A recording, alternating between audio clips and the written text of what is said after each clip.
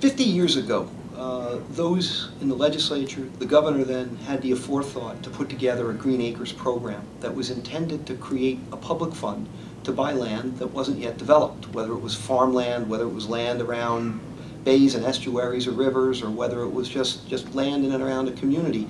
It was intended to preserve, for the quality of life of this state, open space in the most densely populated place well, not in the world, but certainly in the country. We were out of money just a couple of years ago, and I'm very proud to have pressed the issue with not only the legislature, who in the difficult economic times was afraid to go to the voter with a referendum to spend more for open space, and to then Governor Corzine and said, I believe the New Jerseyans understand how important this is, regardless of the economic difficulties we're having. And happily, the voters proved me right.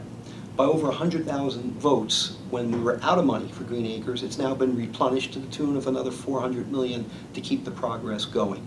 I tease Governor Christie all the time and say, open space referendum got $25,000 votes more than you did, and you get a kick out of thinking about it.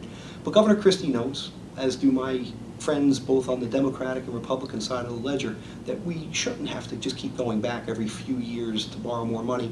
We should talk about a permanent source of funding to finish the job. Great opportunity now. Always with bad things come good things, and with land prices down, if there was more money there, we'd be able to maybe finish the job. There's only about 1 million acres left. They're not making any more land in New Jersey that is accessible either to be developed or purchased for open space. And we need to work together to find a permanent source of funding.